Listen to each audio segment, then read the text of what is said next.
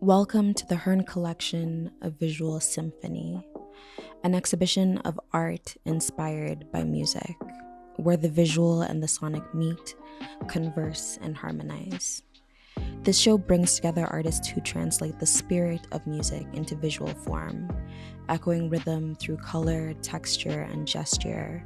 Across painting, sculpture, photography, and mixed media, these works celebrate how deeply music shapes not only culture, but identity.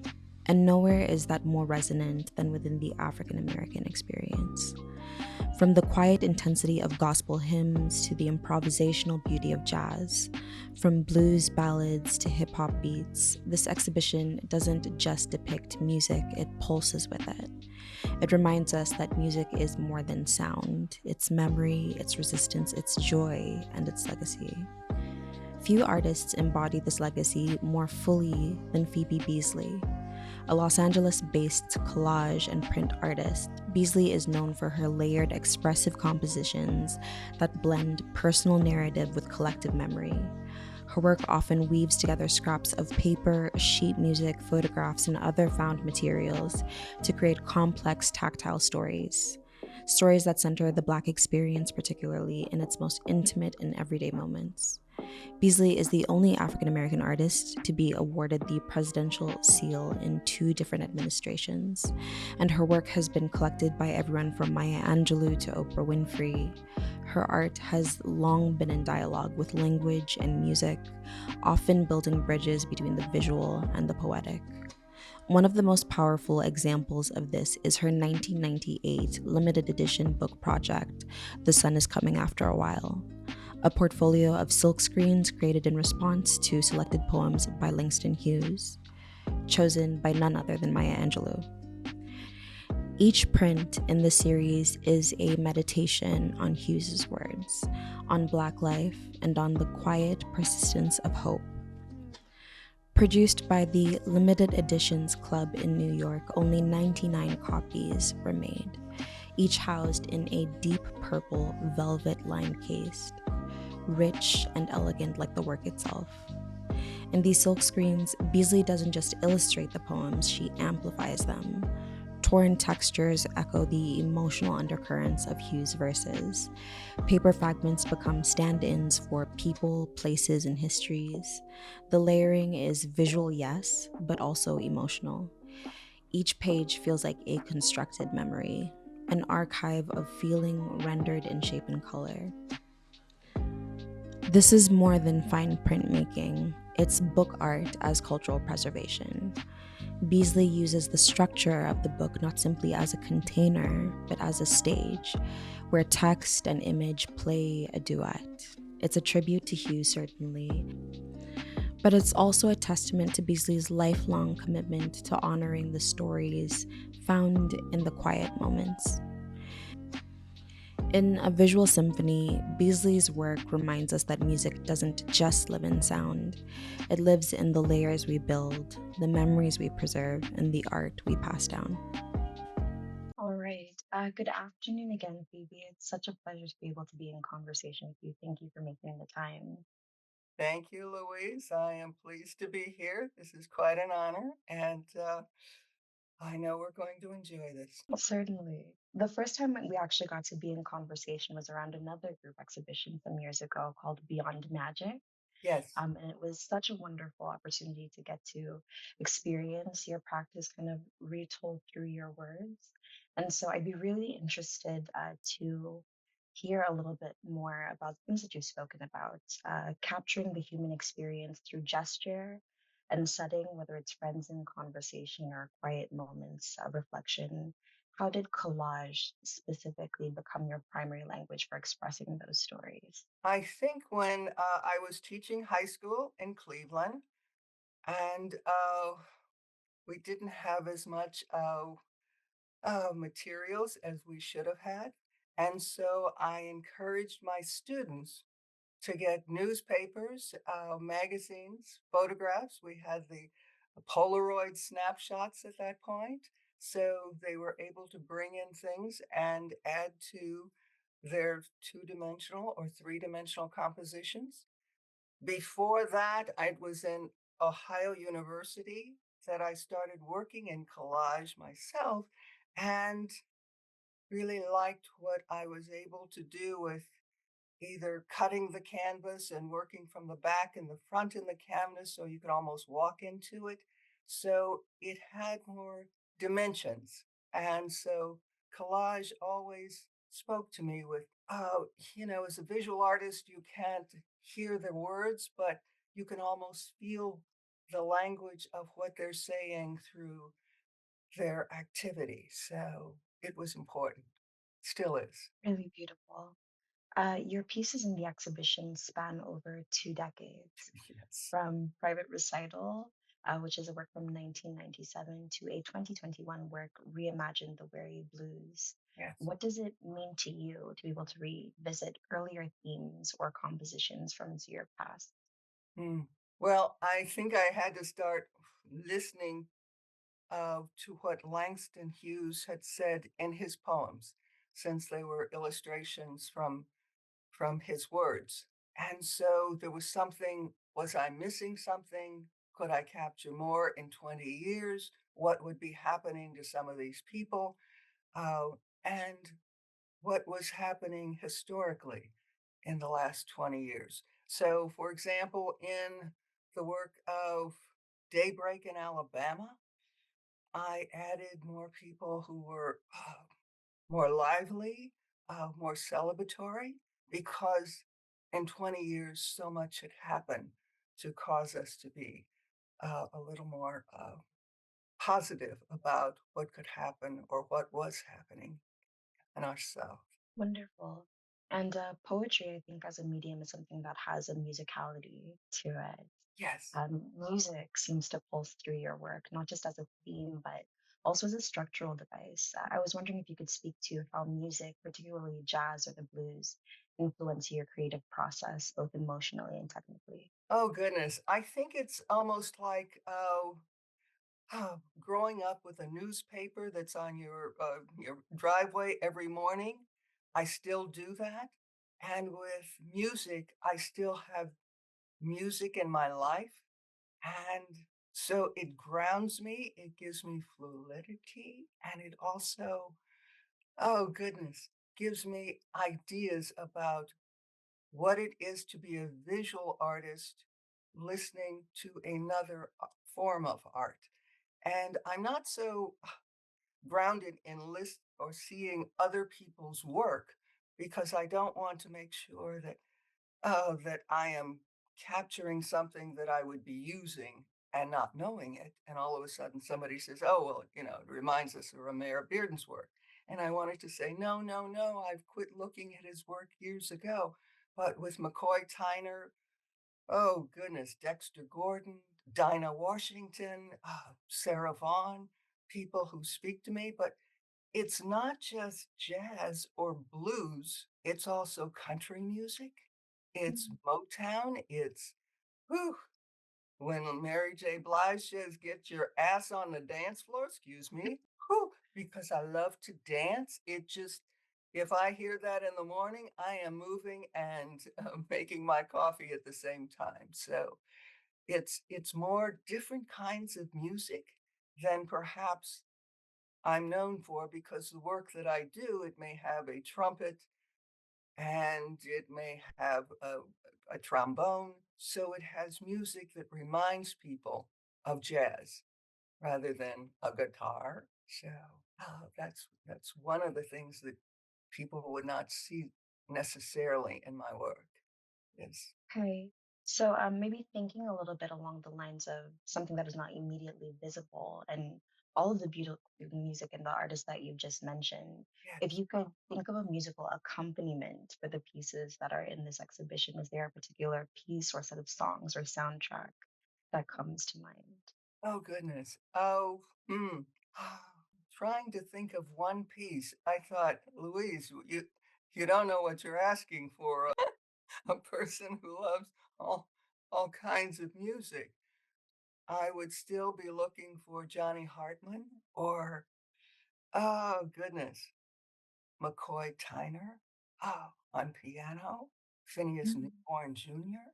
So there are certain artists that when I hear the music, I'm just transported.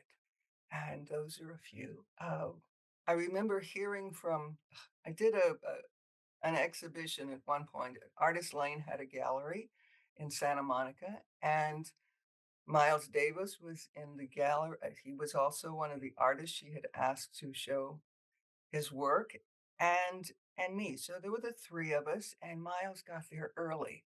And so, oh goodness.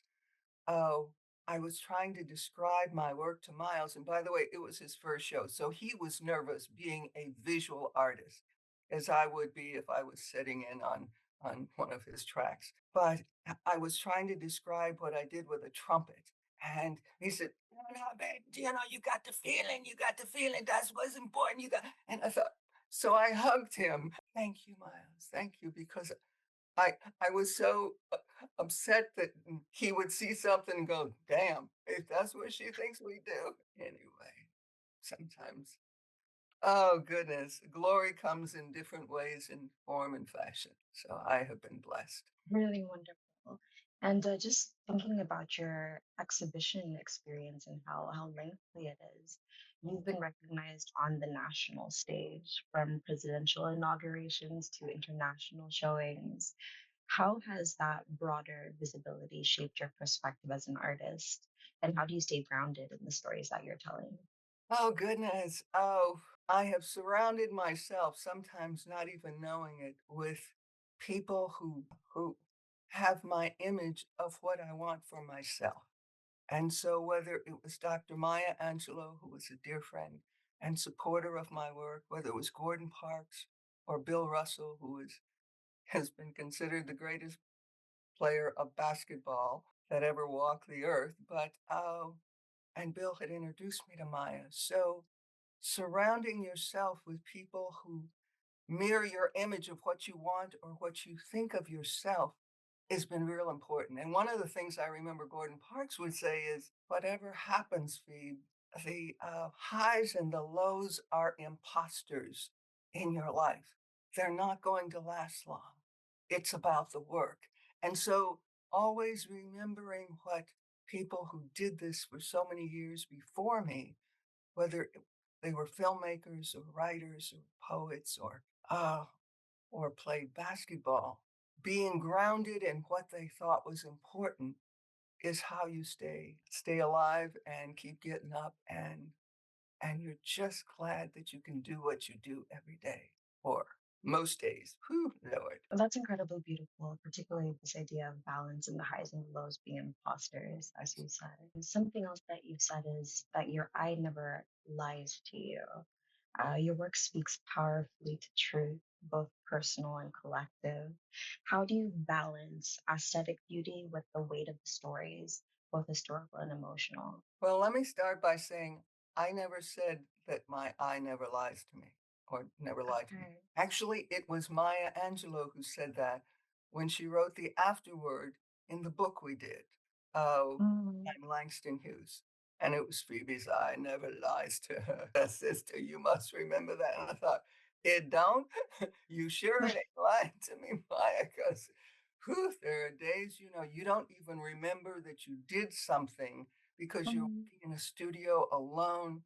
Oh, goodness. And some things happen ethereal. You didn't even know you had the gift to be able to do that, or you're surprised at what was accomplished in that little area. And you think, I wonder if I could recreate something someplace else that speaks to that same area, that same trusting, oh goodness, texture that's working on this side, but not on this side of the canvas. So, when you're Mhm. talking about honesty, I thought, "Whew, you're asking of me, an artist, to evaluate an aesthetic and an honesty that I'm not even sure is there to the people who see it.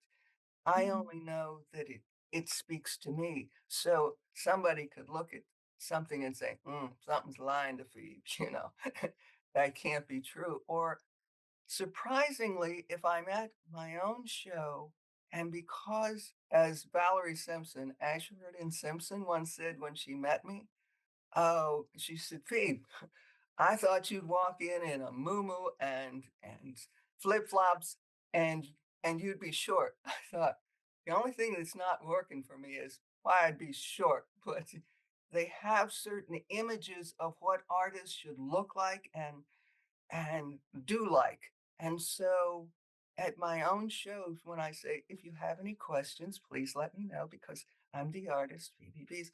And they go, "You're an artist? You don't look like an artist." And I thought, I want to say, this is what my art of me looks like. I mean, I'm supposed to look like and do like what their image of an artist is. And I thought, well, darn, okay, well, it's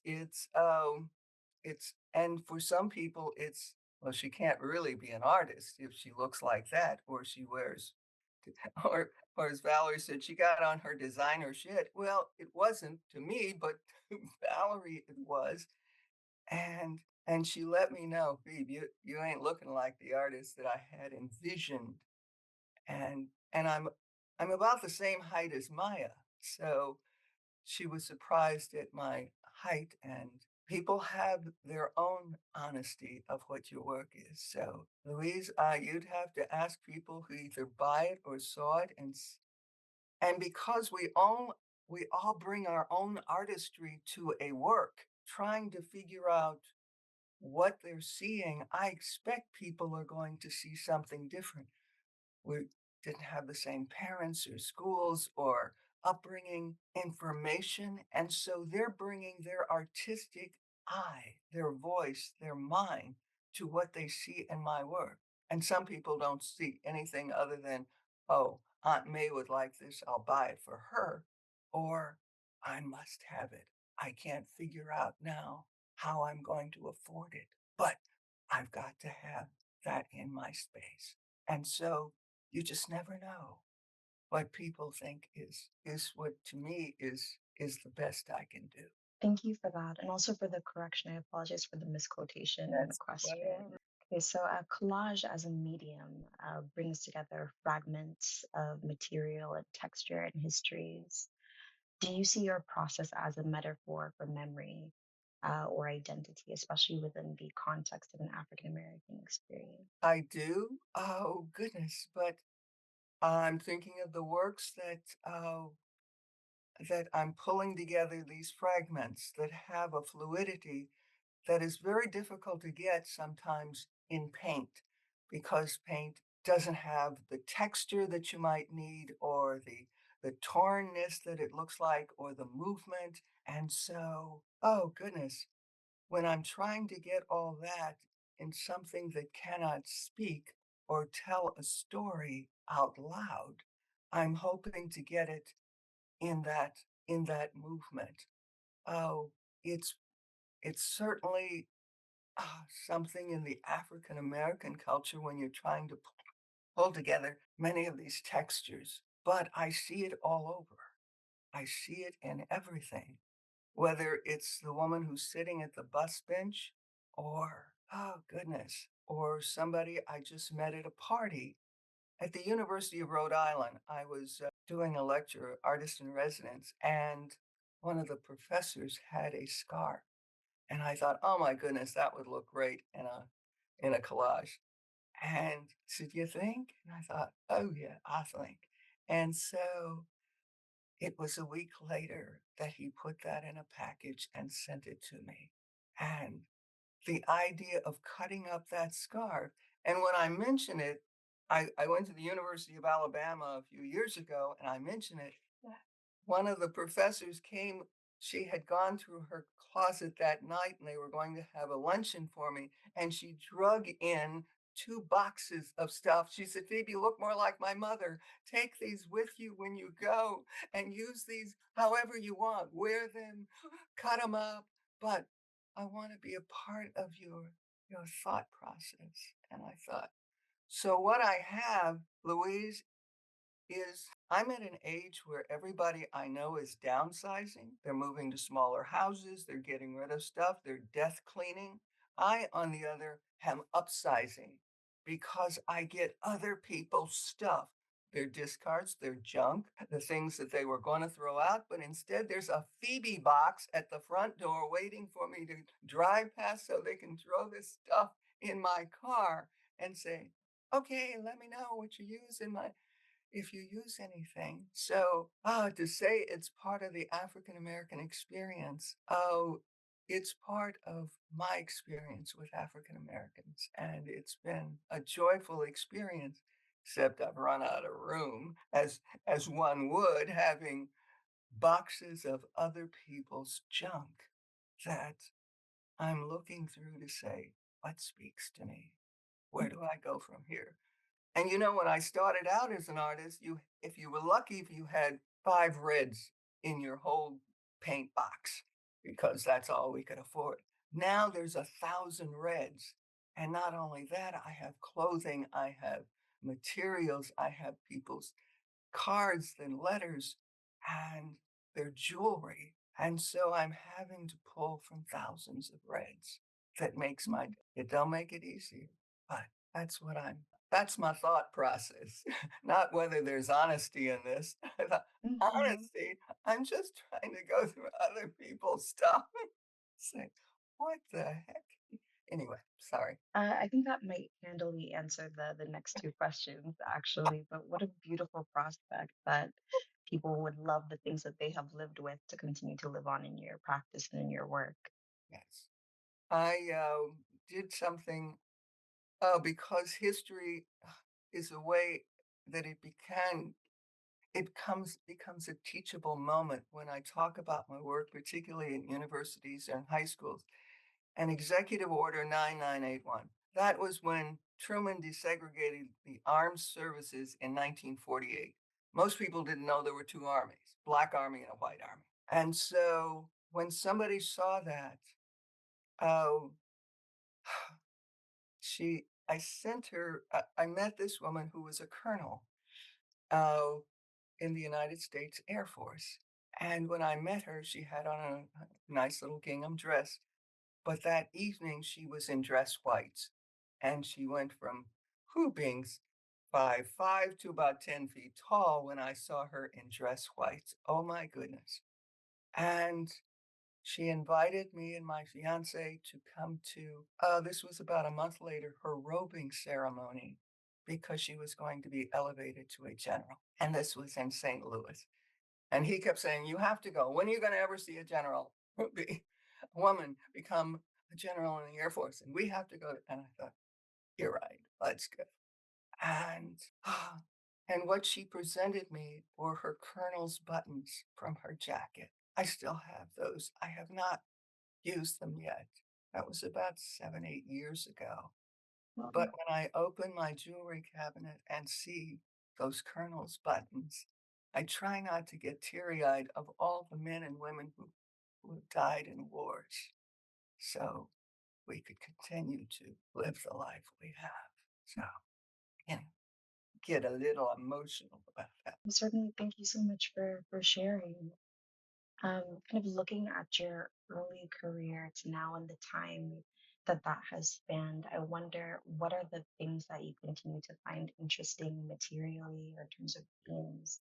What are the challenges that continue to excite you in the studio? Oh my goodness. I've been looking at and also working on pieces that have to do with climate, with water, with fire, with wind, with and how quickly it changes a life.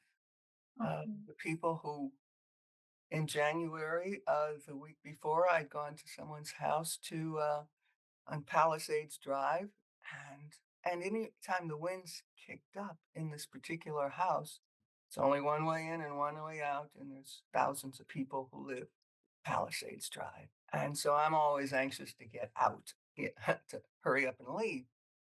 And the next day, it was New Year's Eve, and so about 7 days later, the fires happened in Palisades Drive, and oh goodness, their house there is in shambles, but it's still standing. Just about everything else on their block is gone, and she had let me know. She called me a week later and said, "You're about the only one I knew who wouldn't be calling me." I thought, "No, I don't call people who are running for their lives." And I knew how bad that fire was. But she said, "We think that on New Year's Eve, we saw fire trucks, and perhaps all of that underbrush was still smoldering.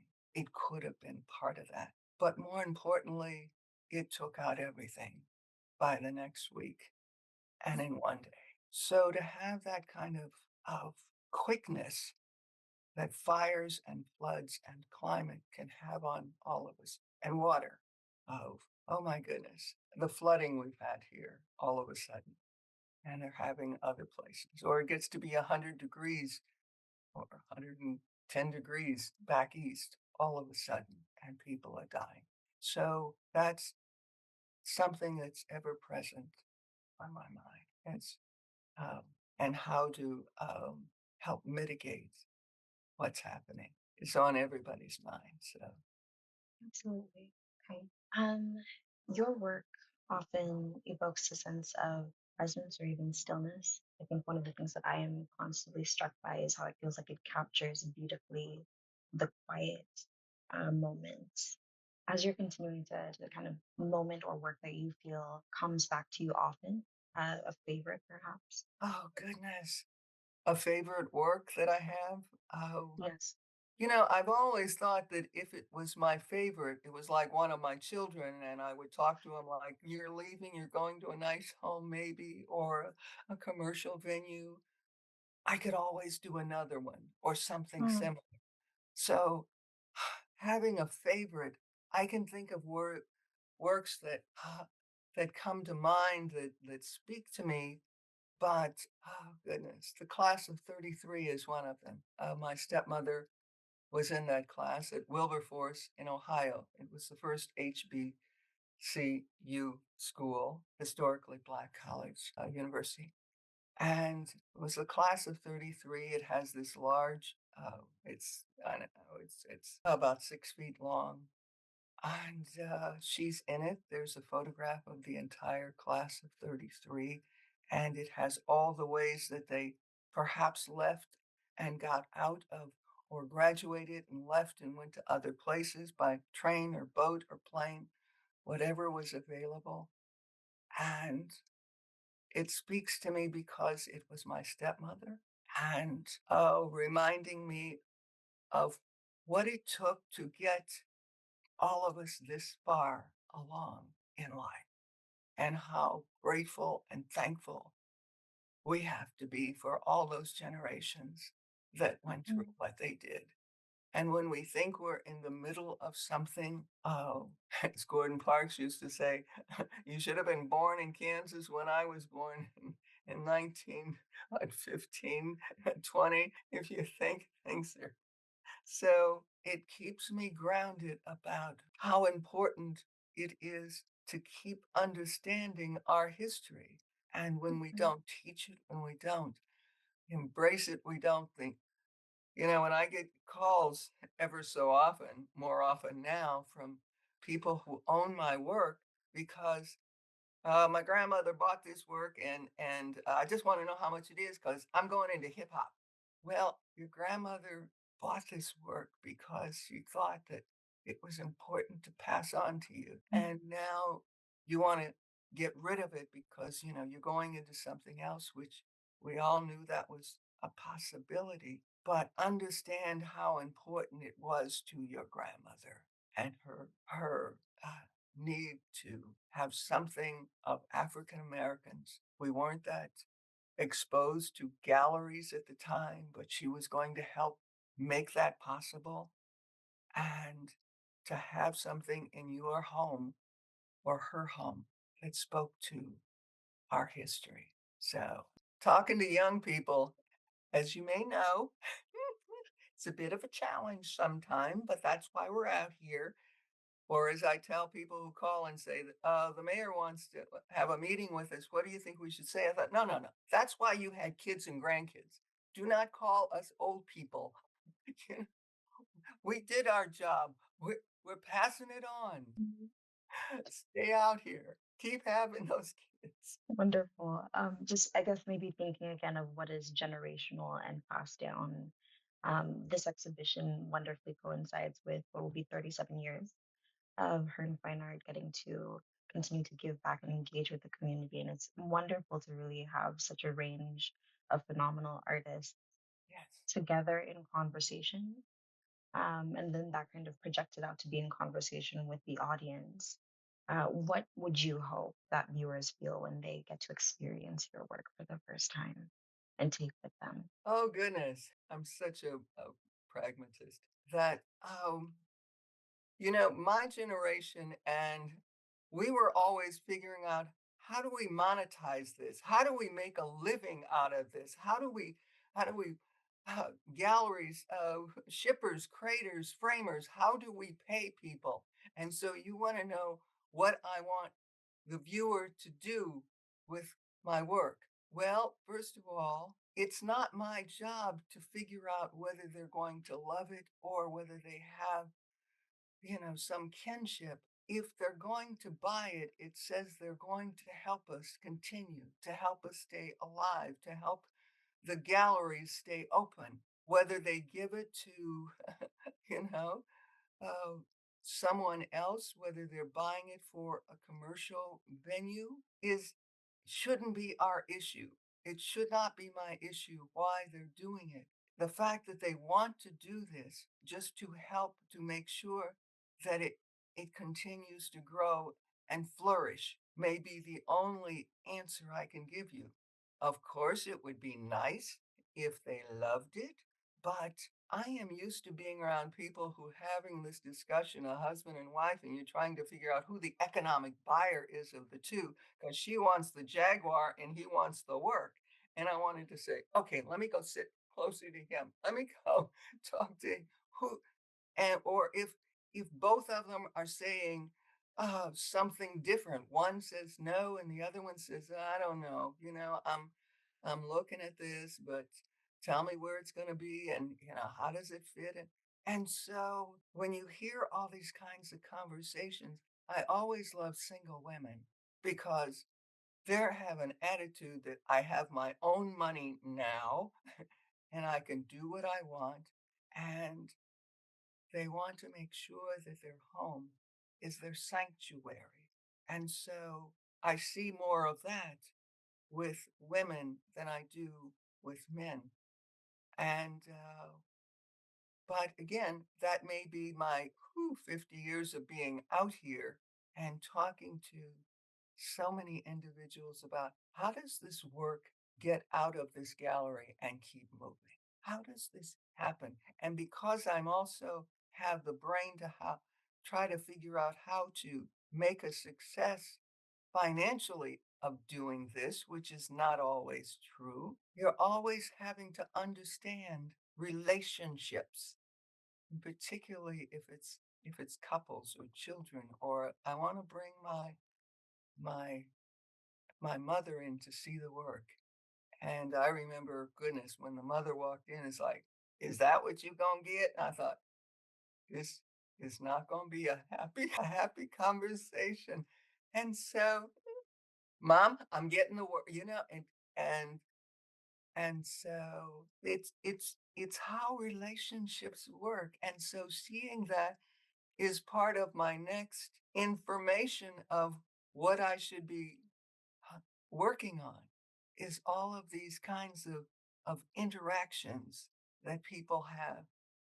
Oh goodness. Or, some people would say, they've got the $500 dress on and ooh girl, you give the best parties. You got the best catch action of any shows in town. Thank you. I appreciate that. And then you walk out.